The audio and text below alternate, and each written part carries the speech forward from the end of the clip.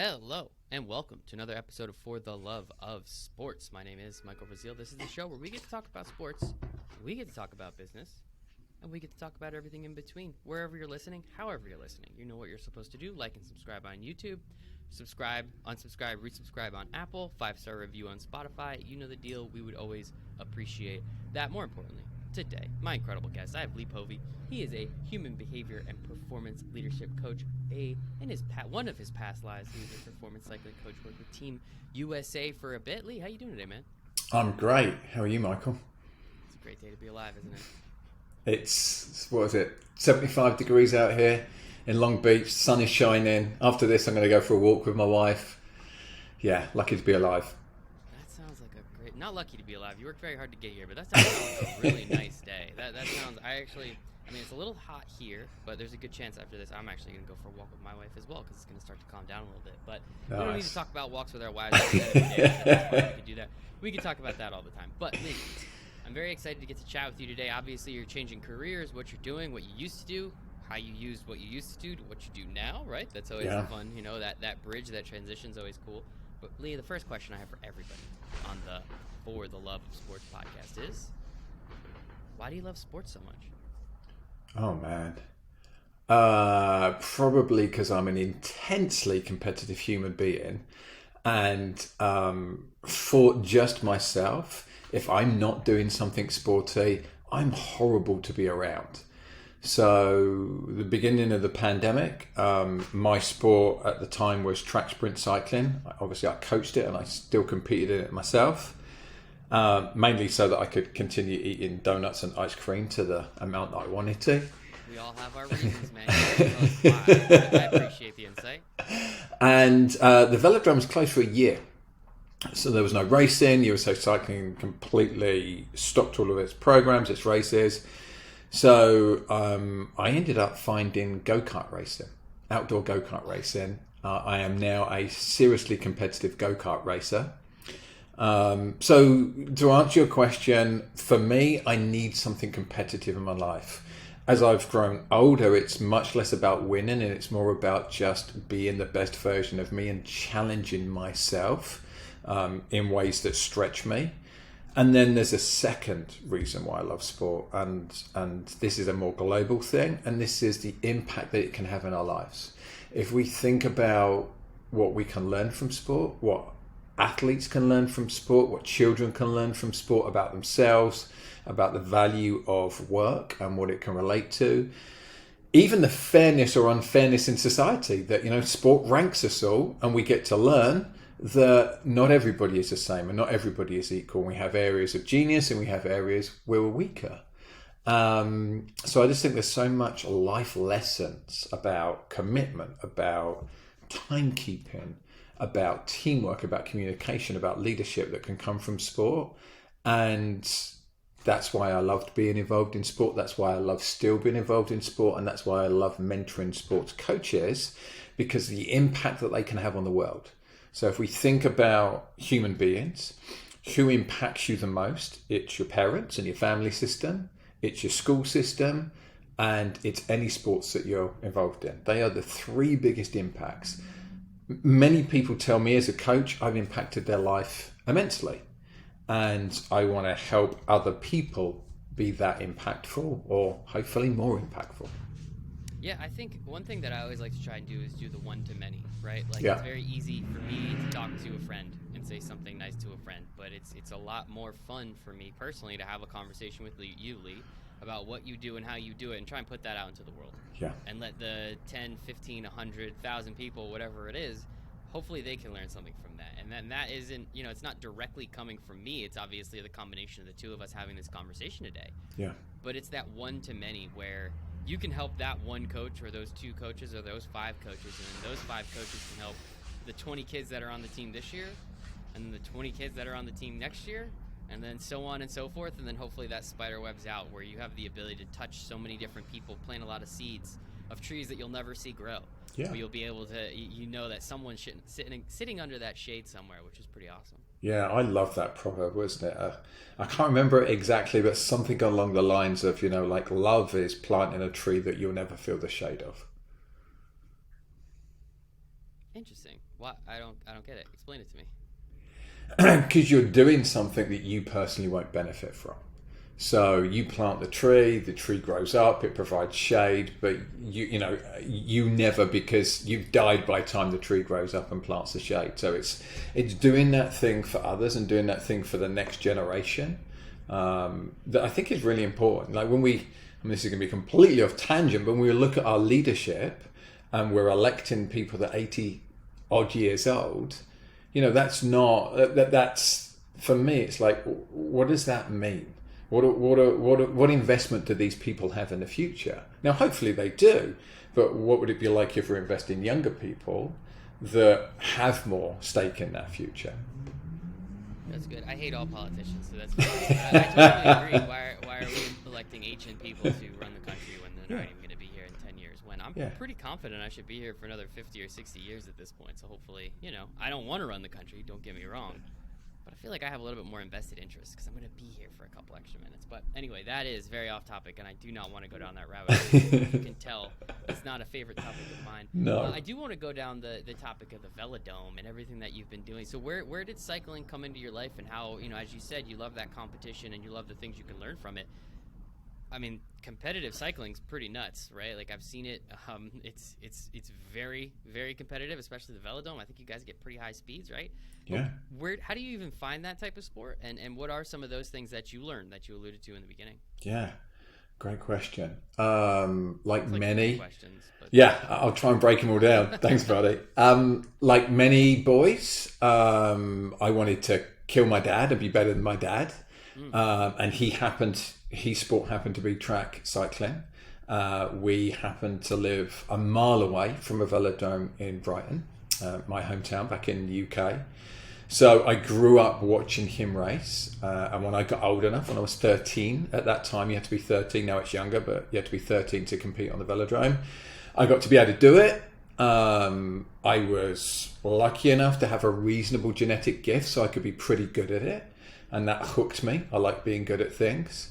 What I particularly like about track cycling is it's incredibly tactical because of the benefit of aerodynamic drag and the slipstream effect and hiding behind another rider. It's a very, very tactical sport. I was also very good at swimming, and I just couldn't get motivated by swimming. You swim up, do your tumble turn, you swim back. It just wasn't intellectually stimulating enough for me. So track sprint cycling won. I also played rugby, but I realised that was going to absolutely destroy my body. So yeah, track sprint cycling won, and I've done that since I was 13. I'm 49 now, and I'm probably going to compete again next year. So it's been a on-off love affair for the entirety of my life. That is incredible. And how many people have found something they love doing for 30 years, right? Like, you hit the jackpot, man. That's pretty incredible. Yeah. And, as I said earlier, I kind of questioned it a lot during COVID. Like, do I still want to do this? I've kind of achieved everything I'd wanted to do I'm not quite as a coach. Like, my coaching career, by my own choice, ended before I got to the real pinnacle of winning, somebody winning Olympic championships. But I'd done almost everything else but that. And I was kind of ready to let that go. And the same thing with cycling. I've won British championships, American championships, European championships, come second at the World Championships. This is age group, masters stuff. And I'm like, what's the next challenge? And that's why I'm really enjoying the go-kart racing. However, I still love the challenge of being physically the best version of me. Like, what was it going to be like to make another comeback at 50 years old, and how fast can I go at 50? I actually set a lifetime PB at 45. So technology moves on, training moves on, so that helps. But that was something special. And now I'm thinking, at 50, can I go faster than I did at 45? I assume so. Why not at this point, right? And appreciate you being a little humble there. But let's be honest, it's clearly a testament to the amount of time, effort, energy, and work, as you said, that you're putting into it to continue to try and get better every day, because there's so many people that by 25, they're phoning it in. It's just like, all right, I have my job and I'll do what I need to. I'll work my 9 to 5. If they ask me to work a little later, I'll do that. And I'll go home and I'll watch Netflix for a couple hours. I'll go to sleep. I'll wake up and I'll do it again. And that kind of lifestyle does not jive with me at all. Now, I won't sit here and tell you that I'm, competing anything at any type of level. But I'm doing things right. I'm still trying to keep my brain active and my body active and get going in that sense. So I guess, what is it like so you compete, but as you said, you also coach. You coached at the very, very, very highest level, and unfortunately that was taken away from you. So I'm not excited, but interested to hear that aspect of the story. At what point did you realize, or did you say, hey, I understand I'm not going to win a gold medal, but I want to be able to help somebody do that? Where was that transition, and why did you take that leap to coaching when it's so hard for so many elite athletes to make that transition? Yeah, for me, it was quite different from most elite athletes. So I realized that when I was 17, 18 years old. So I was on the GB national team. At that time, it was a very poorly funded program. It was not a career. It is now in the UK, and in fact, by Sport England funding, it's one of, if not the best funded program in the world. Then no funding at all. Our national team coach had £1,000 for the entire program for a year, didn't even pay his fuel bill. So I realised that I couldn't make a career out of it, and I also wasn't exceptionally talented. I'm reasonably talented, but I'm not going to be world class at an elite level. So I became a real estate agent instead.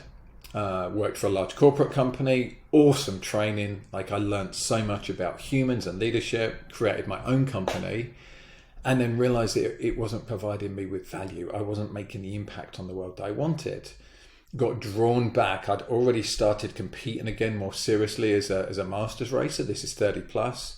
So I got drawn back to sport. I was at the European Championships in Germany in 2007, watching an athlete that I coached compete for Great Britain, sitting in the stands with his dad, and I said, I don't want to go back to my business. 2007 this was. Within 4 months I'd sold my business. Incredibly lucky, because in the UK the property market crashed January 2008. There was a big banking crash, so I sold my business in December 2007. I feel very lucky for that. And then created my own cycling coaching business, which over a decade ended up with me working with USA Cycling. I created a program for them. They didn't have any development program for the track side of the sport. So I created that. I found an independent funder, got funding, and created a development program for them, because we haven't been successful, especially in track sprint cycling in America, in 20 years. And how weird as a British person that I'm coming and going, right, well, I feel pride at living here, and I really want to make sure that we're successful. Well, thank you. I appreciate that. I'm pretty sure you do pay taxes, right? So, hey, you're well, I'm actually an American citizen now. I got it 3 weeks ago. But yeah, I've been paying taxes since 2013. So yeah. Well, that's awesome. Congratulations on the citizenship. Thank you. Cool. Yeah, and appreciate the taxes too. I think that's important. We're all in the same boat.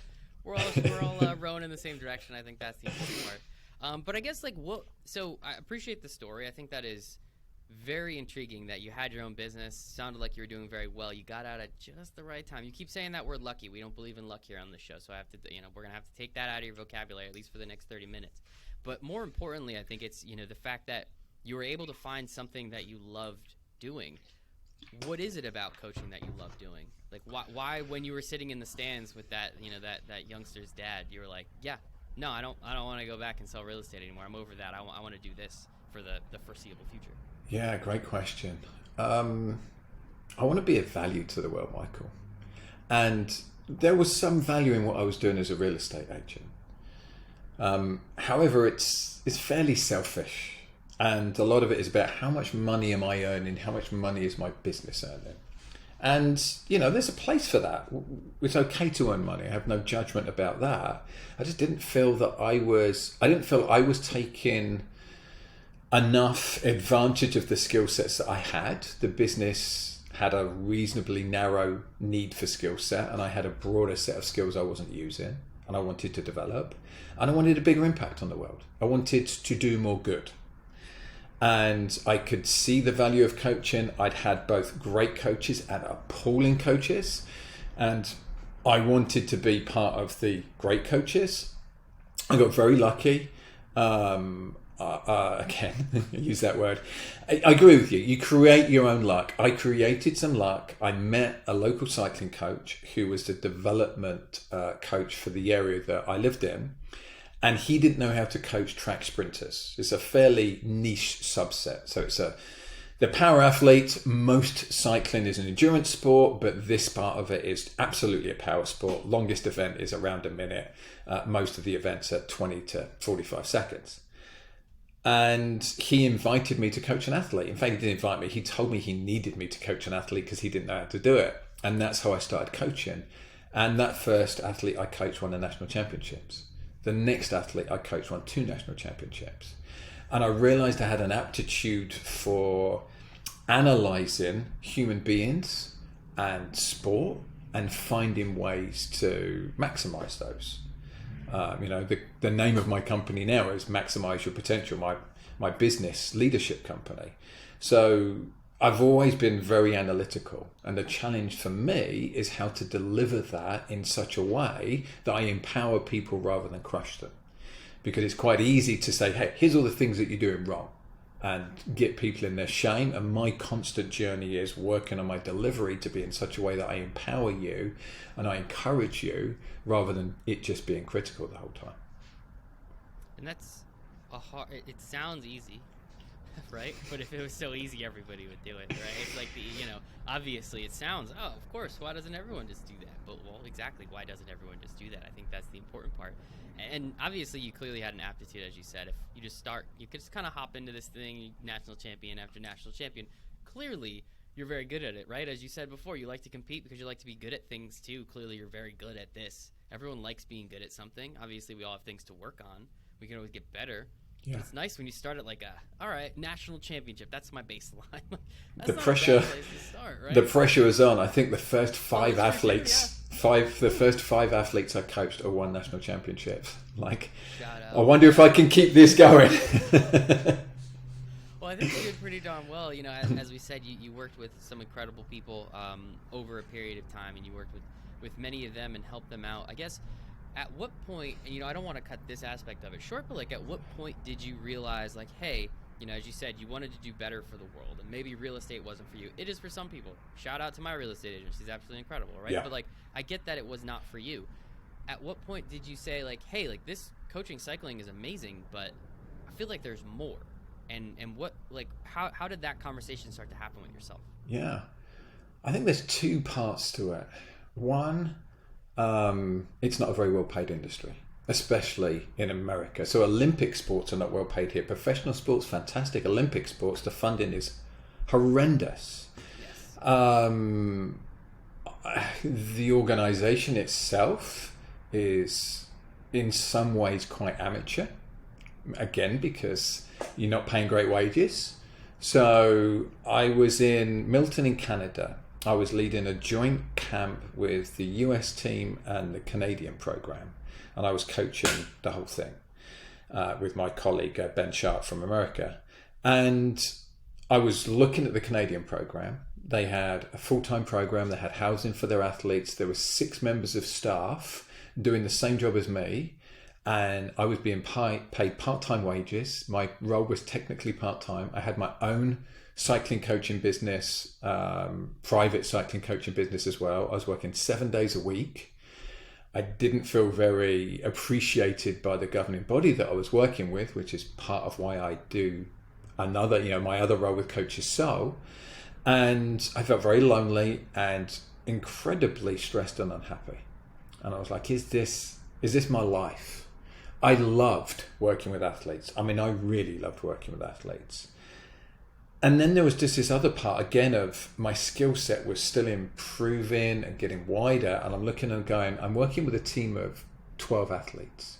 What would it be like if I could work with more people and be more impactful? What would that look like? What change could I create in the world by doing that?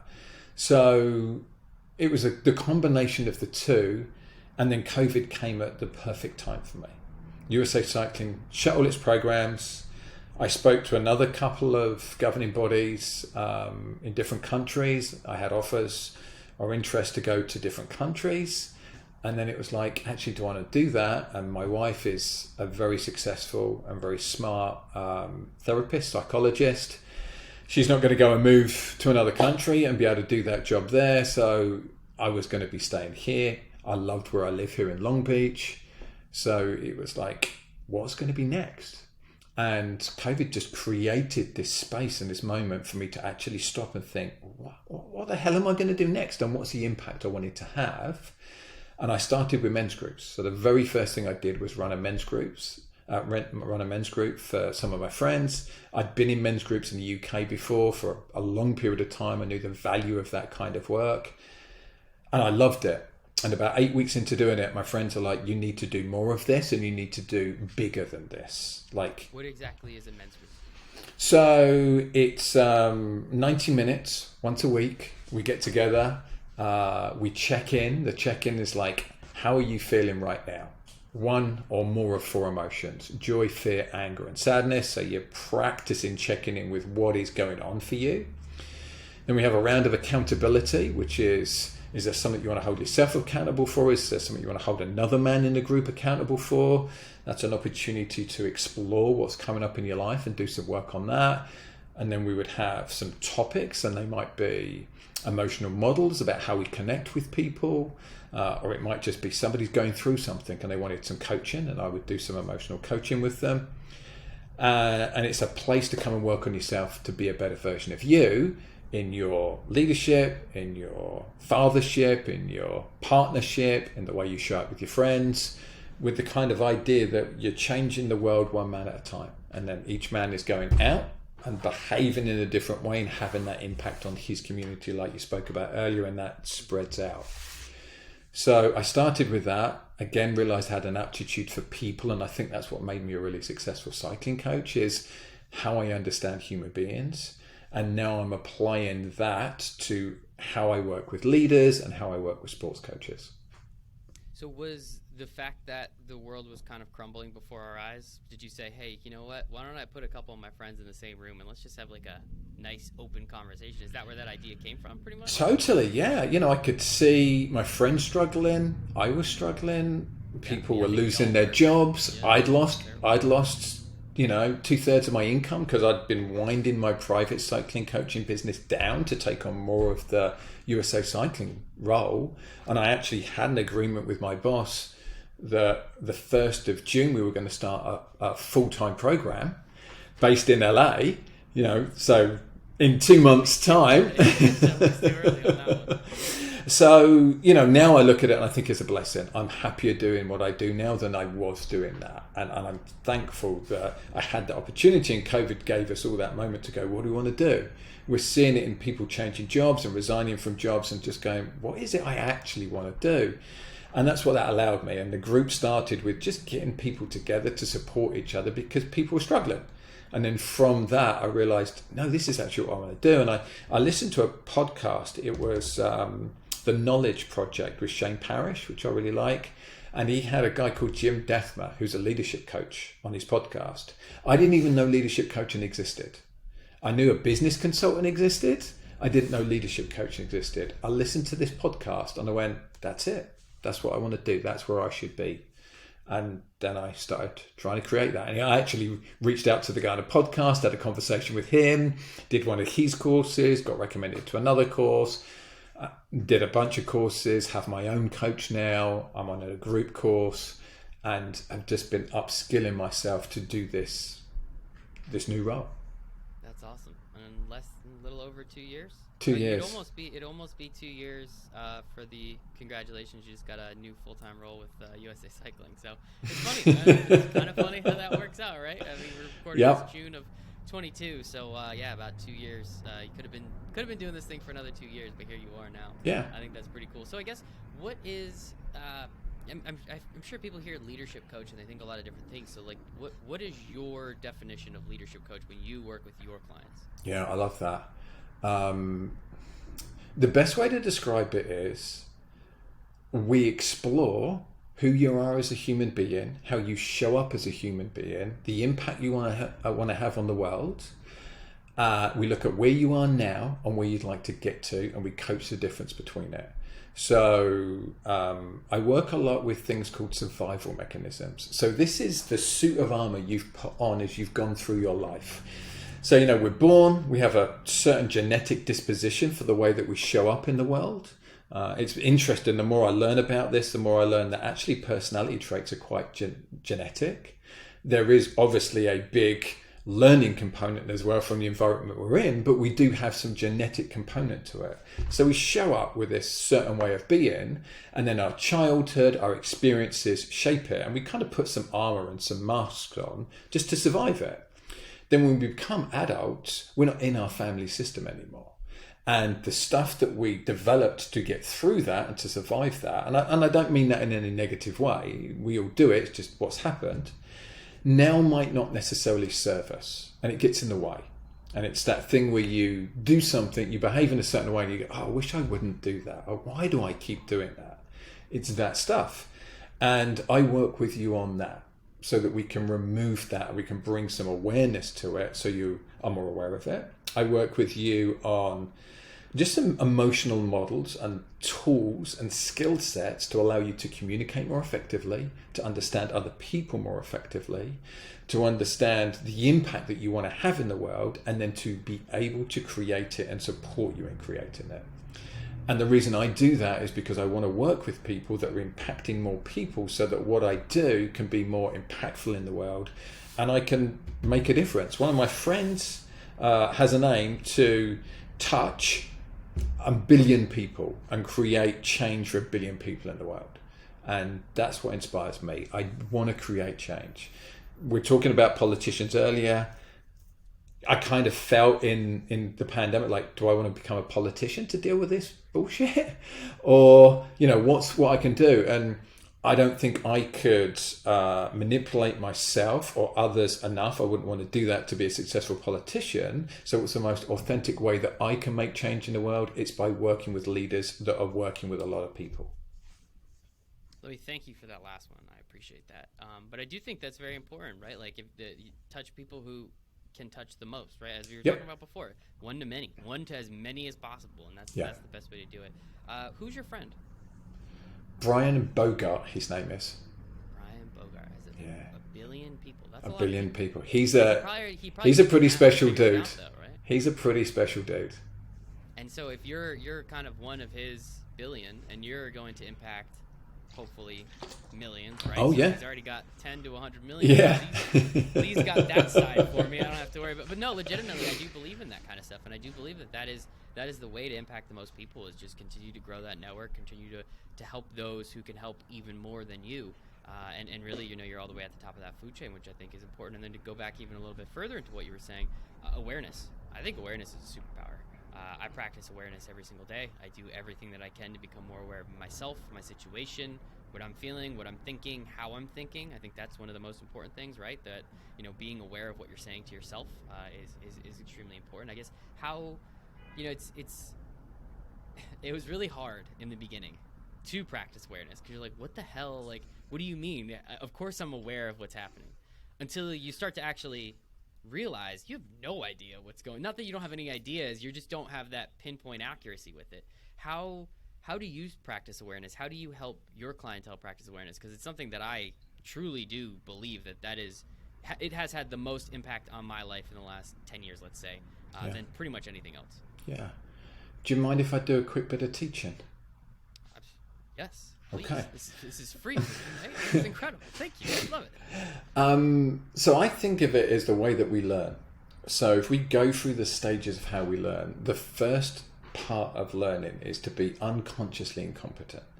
So this is where a lot of people are when we're talking about awareness. They don't really know what the term means, and they don't know what it means to be aware. You're talking about people that do jobs earlier and they don't really enjoy the job, but they don't know there's other options available to them. Okay, so that's that first stage. So the first stage is to bring some awareness and just start with that. So a lot of what I do is you're just asking people to note what's coming up for them in some particular moment. Like, let me give you an example. So something we'll use is stories. So often in our lives, we create a story to have some understanding of a situation, yet the story may or may not be true. We just created it. So a good example would be somebody texts you and says, we need to talk. And lots of people's first story that they create in their mind is, what have I done wrong? Right? Now, that is not necessarily what's going on here. If a camera was to record this, the camera would record the other person sending you a text that says, we need to talk. That's it. That's where it should stop, until you talk to the person. And then with curiosity, you're like, hey, what do you want to talk about? A little funny aside, I have a friend who, whenever somebody says we need to talk, her response is, yes, we do. Just to mess with the other person. That's funny. Yeah, you're right. We do. Oh no, what did I do? Right? Exactly. But just noticing how you feel when that happens. So then the first part of that is to notice it, to bring some conscious awareness to, I notice, I have a feeling around that message. Then I start writing a story. What have I done wrong? What do they want to talk to me about? And trying to rack your brain instead of just noticing it and going, I don't need to answer that question. The question will be answered when we talk. And it's to bring in that level of awareness to everything that you're doing, where you start to note it. And then you get choices. So we have an emotional response to something. And lots of us have been trained out of that emotional response. As little kids, we're told, don't be afraid, don't show fear, don't be angry. And we're trained out of it. Yet actually our emotional response tells us everything we need to know about the world and gives us a lot of data. So I start teaching people how to understand their emotional response, feel it, and then from that place make a choice of how they want to show up in the world and how they want to react. Instead of just staying in that emotional reaction, absorb it, go, what is this telling me? Now, how do I want to choose to be? And we use a model called above and below the line. So below the line is our emotional response. No judgment. Everybody should be there at some point and have it. And then above the line is, how do I want to choose to be in the world based on that emotional response? Is information. What is it telling me? How would I know? Like to be. Instead of just staying in the old script of, somebody cuts me up in a car, I flip them off. That's my script. What would it be like instead to stop ourselves and go, I'm curious what's going on for that person who cut me off. Did they just not see me? Are they rushing to get to the hospital because their wife's about to give birth?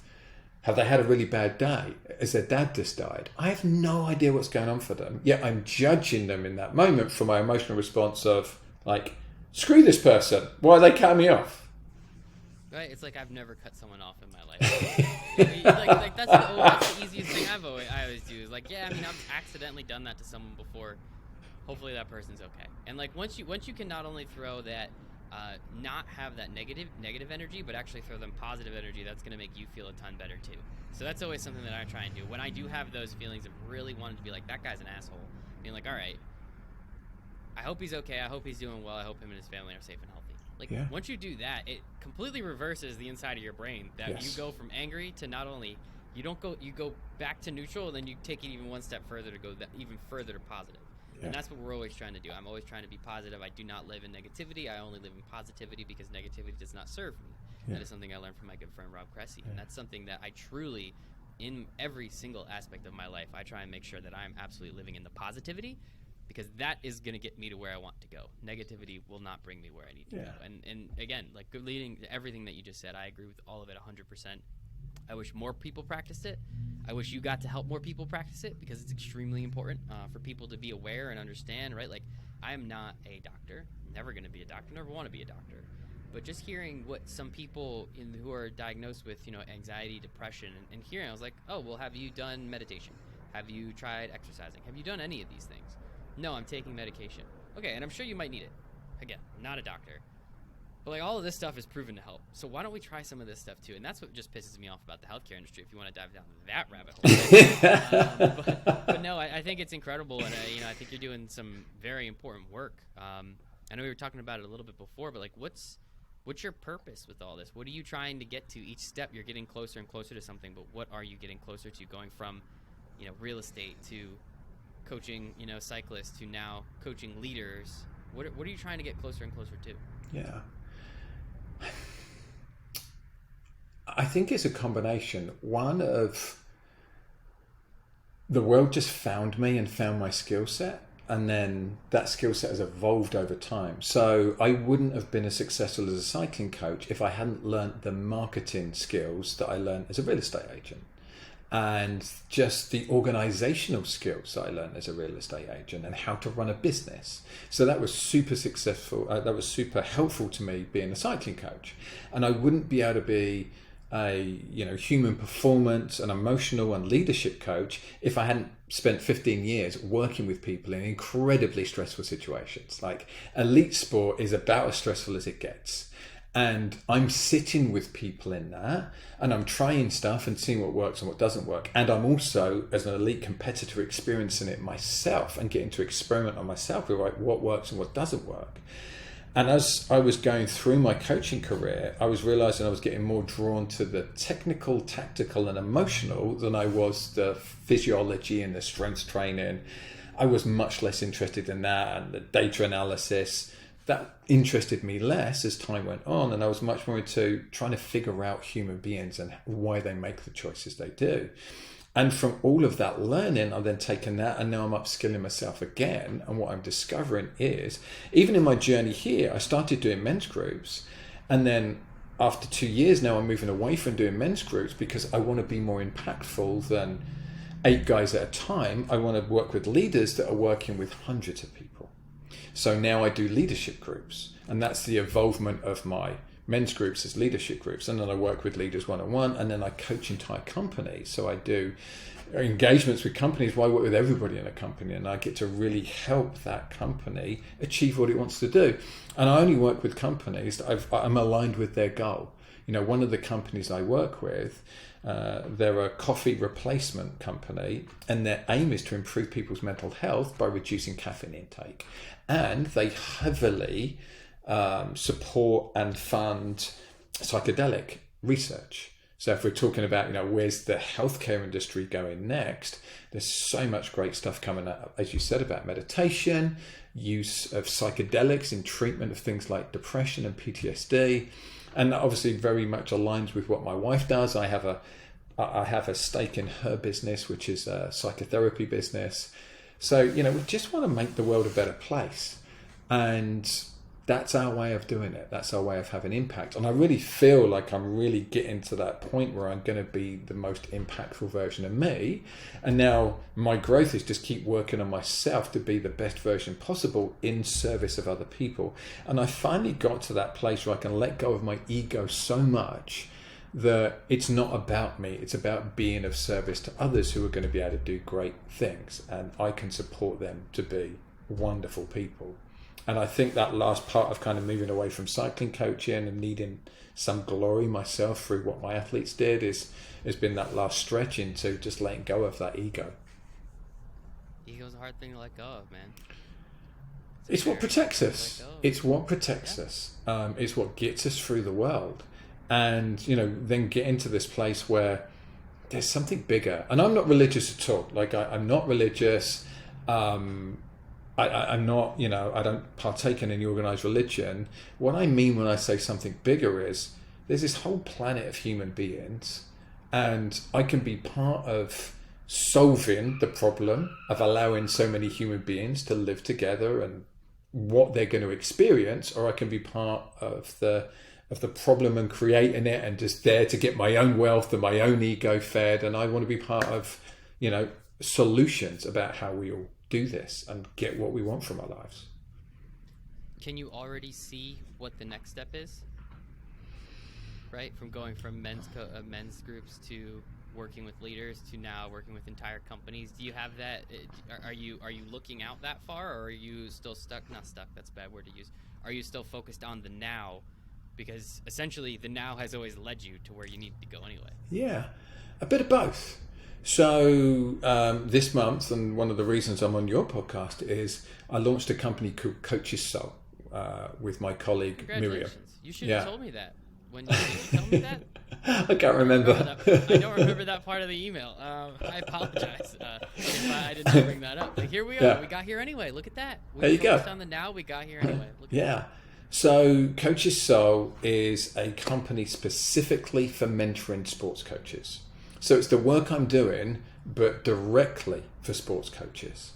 And the reason I want to do that is because sports coaches are so influential in people's lives. And we spoke about this a bit earlier. And they get very little support. As a national team coach, I had almost no support, like especially emotional support. There's nobody I could talk to. What actually ended up happening was I befriended coaches at a similar level in other countries, and we supported each other. And then I actually ended up coaching a couple of those coaches as their emotional coach through the Olympics in Tokyo, because that was the only outlet that we had, and that was the only outlet for support that they had. And as a coach, it's very lonely. If you actually describe what a sports coach does to somebody and sold it as a job, people think you're crazy. In most sports, the athletes get the plaudits. So you're the coach. In Olympic sports, nobody knows who the coaches are to the best Olympians, or very few people know. So the athletes get all the plaudits, as they should. They're doing the work. However, usually their success is related to how good their coach is, and the coach supports them in their success. Yet the coach gets very little of that accolade. However, if athletes are not performing well, who's the first person to get fired? It's the coach. So you have this job where, and our friend Steve explained this to me, and it's just so poignant to me. You have this work where if we explained it to somebody, people go, I'm not doing that job, that sounds crazy. And yet there's hundreds of thousands of people across the world doing this because they want to be a benefit to society, right? And I want to be a benefit to them. And I want to be a benefit to how they're showing up, how they're able to show up via their skill set. If you look at most sports coaches, there's very little to no leadership training in their sports bodies.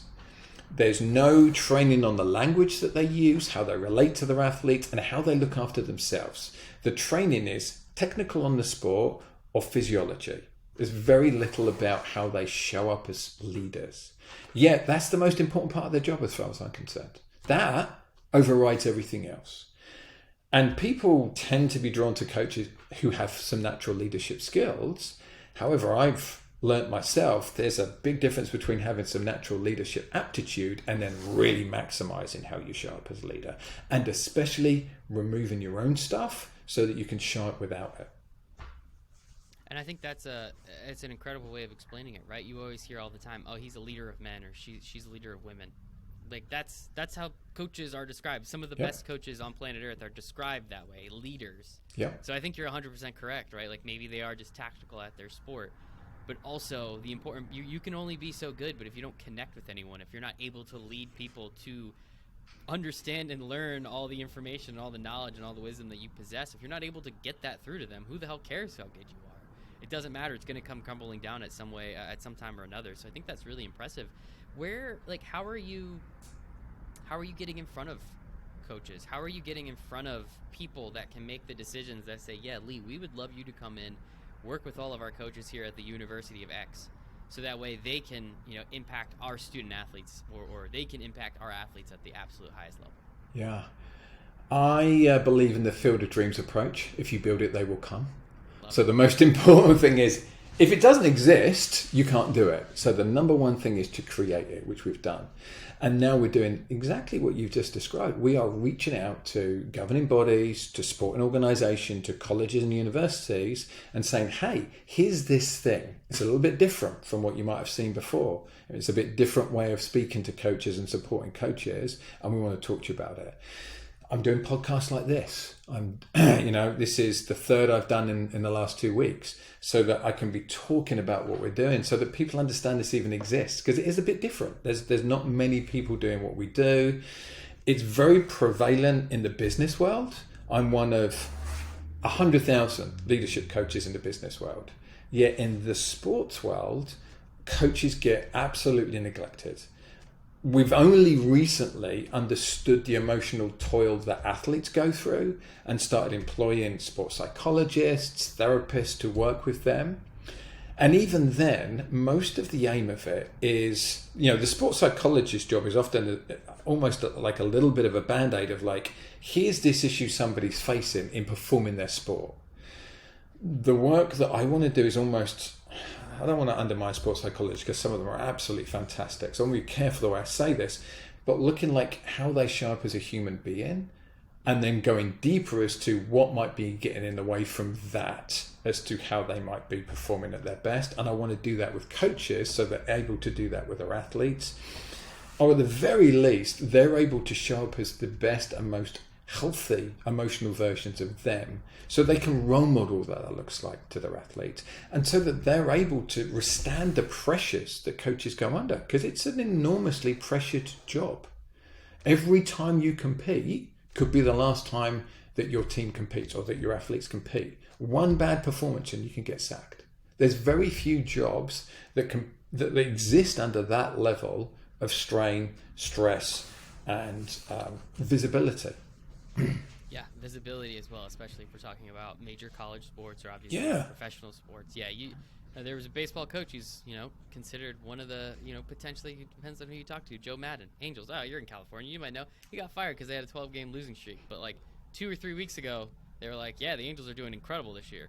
He has a two-week bad stretch. All right, you're out. Sorry, it's done. And you're right. It's just the visibility that comes with it, right? The fact that everybody sees, everybody knows, everyone can hear, everyone can talk, definitely adds to that. There's one thing that you said that was really interesting, though. We just started to, and I'm paraphrasing your words a little bit, we just started paying attention to how athletes feel and what they're going through.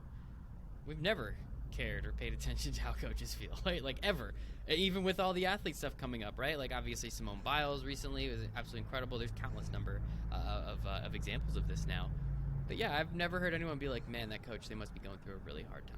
Maybe they need some help. No one's ever said that. So I think that's really incredible, and that's a great way of looking at it where, well, what if this coach was then able to help somebody? Again, just use Simone Biles. What if her coach was able, not to say her coach wasn't able to help her, but you know what I mean? That pass down, that trickle down opportunity where you could help the coach in some way, shape, or form, and as you said, they pass that along to their athletes. I think that's a really interesting concept that, I'm very excited that you get to tackle, and obviously your experience as a coach, right? You're not just coming at this from the leadership only perspective. You literally coached the highest possible level of athletes, did something slightly different but very similar, and now you're like, hey, let me just combine these two things to help the people that I care about, the people I love, the people that I think can impact the most in something in a way that I get the most connection out of. I think sounds like the jackpot, man. That sounds pretty sweet. Good job. Yeah. Congrats. Thank you, buddy. And you can see how kind of my background has come together perfectly to create this role for me and give me the skill sets I need for this role. And obviously I've got some aptitude to some of these things which helped me get here. And then it's combined with the experience that I've had. And that's driven by the experience. I can remember being 16 years old, my coach at the time coming back from the Junior World Championships and saying, no British athlete will ever win a World Championship in a sprint cycling event because the Italians, the Russians, and the East Germans are just too good. We'll never be that good. British cycling now dominates the sport of track cycling and has done for the last nearly 20 years. And this was just before then. This was 10 years before then that this coach was saying this will never happen. I want to be part of coaches not doing that to athletes. I want to be part of coaches' own, and basically what we're talking about is his insecurity about understanding the sport and how to coach the sport was what was talking there. It wasn't, British people have 2 arms, 2 legs, the same as the East Germans and the Russians and the Italians. So it was his insecurity and his lack of knowledge that was getting in the way there. And I want to support coaches in ways that stuff doesn't happen anymore, and that their insecurities are able to voice them with somebody like me or one of our other coaches at Coaches Soul, and we can work on them, we can support them. So instead of saying, this is never going to happen, they go and reach out and get the help and support they need to be a better coach. So if they need to learn more about physiology, they go and speak to a physiologist, or they get physiologists involved in their program. And just to help coaches understand they don't have to have all the answers. Being a great leader actually means you shouldn't have all the answers. Instead, you go and seek those from other wise people. You seek them from the athletes. I see coaches think that they have to have answers for the athletes. The athletes know themselves pretty well usually. Ask the athlete, what do you think you need? How can I support you in what you need? A great example, I don't know if you're a basketball fan. I'm a huge basketball fan. It's my American sport. I had to adopt one when I moved here 9 years ago. It's basketball. I first moved here, I was in San Jose, Bay Area. I became a Warriors fan. What a lucky guy to watch Steve Kerr in action. And give you luck on that one. You can have luck on that one. Yeah. And I'm watching the game, this series, and I was talking to a friend about it, and he was like, Why didn't they take Klay Thompson out of the game earlier in the first game in the finals when he was bricking all those shots? And I said, well, because Steve Kerr knows that at some point he needs Klay Thompson, and it's worth him missing some shots to get confident and to get his game back, because he's going to need him, and it's worth it. And he has that level of trust that he knows that eventually it's going to come around for Klay, and it did. And that's leadership. Leadership is knowing that you can trust those around you even when they're struggling, instead of thinking that you have to have all the answers and you have to fix everything immediately. It's trusting other people to step up. It's trusting other people to find their own genius. And I think Steve Kerr is a great example of that. He has so much trust in his players, and therefore they have so much trust in him as a coach. And he, start of the series, he benched Steph because Steph wasn't ready to play a full game. And you noticed that Steph had no problem with that. As the leader in the team, Steph was like, this is the right thing for the team. Other superstars on other teams would have created hell around that. And again, it shows that organization and how they genuinely think about the overall and the good for the team instead of just the good for themselves. I would even take it a step further and give the Draymond example, right? Yeah. Like the fact that he took Draymond out of the game. Yeah. And did everything that he needed to do and understood that he could do that with him. And he's the type of person that he can test, and that he's the type of person he can have that type of relationship with. It is very, very much so a person-by-person basis. Yes. And understanding how all of this fits in. And I think Steve Kerr is absolutely incredible, especially if they win the series. Yeah. That puts him on a whole nother level, I think, now, right? But it's just, I think, it's the different examples of how, it's always, when you were a kid, oh, well, why did he get treated differently, or why are you angry at him for a B but me a C plus? That whole thing, right, when we were kids. And it's like, you have to treat everyone differently because we're all different people. And that is true leadership, understanding who you can test, who you can push, who you can take out of a game with 3 minutes left, versus who you kind of know you need to leave in a little bit longer because we really need that guy. We're going to need him later on in the series and do everything that he's going to need to do. Yeah, with Draymond Green, he knew that doing that to him would probably fire him up enough to come back and have a great game the next game, which was the opposite of Klay. Klay needed to find some confidence. Draymond Green needed to be calmed down a little bit and needed a little bit of a shock. And Draymond had his best game of the series in the next game. So man management, Steve Kerr's man management is fantastic. If somebody says to me, like, how do you know a great leader? Like, what is probably the number one quality of a great leader? For me, it's how they adapt themselves to other people, how they adapt their approach to get the most out of the people around them. I hear people talk about their leadership style, and I hear people talk about what kind of leader they are, and that makes you very rigid. Like, here's my leadership style. This is how I show up. Great. Then you can only work with people that work with that leadership style. Instead of, I don't have a leadership style. I have an ability to adopt whatever I need to get the most out of the people that I'm working with. And that's the kind of leaders that I'm trying to create and work with, the people that want to be like that. They're curious, they're open, and they realize it's their responsibility to meet the people they're working with, or the athletes they're working with, where they're at, instead of expecting them to behave like them. Because otherwise then you have a narrow breadth of ability. Those are the best kind of people. That is awesome. Lee, this has been absolutely fantastic. I really appreciate you coming on. I really appreciate explaining everything you've done, everything you're doing, everything you're about to do, right? Past, present, and future a little bit, and how all of those things do connect. I think that is pretty cool. Give us social handles. Let us know where we can find out all about you, everything that you're doing, in case anyone wants to look some of that stuff up. Yeah. So Maximize Your Potential Coaching on all the social media sites is my business and leadership company. And then Coach's Soul on all of the social sites is our sports coach mentoring program. And we're really working hard on that at the moment. I genuinely want to make a difference in sports coaching. Like, I want to make a difference globally in sports coaching. So like my friend Brian Bogart wants to touch 1 billion people, I want to be the difference in sports coaching, along with my partner in that, Miriam Glaze, who's a former 2-time Olympian in synchro swimming and former national team coach in synchro swimming. I'm a familiar athlete soul, if I'm not mistaken. Yes, yeah. And that's how we came out with Coach's Soul. She's incredible. She's an amazing person. She's already making a difference in the world with athletes, and we know that we can make even bigger difference in the world with coaches and the way that they deal with athletes. That is awesome. Well, you're working with some cool people. It's absolutely fantastic. One more time, Lee Povey, Human Behavior and Performance Leadership Coach former performance cycling coach, Coach Soul. Maximize your potential, right?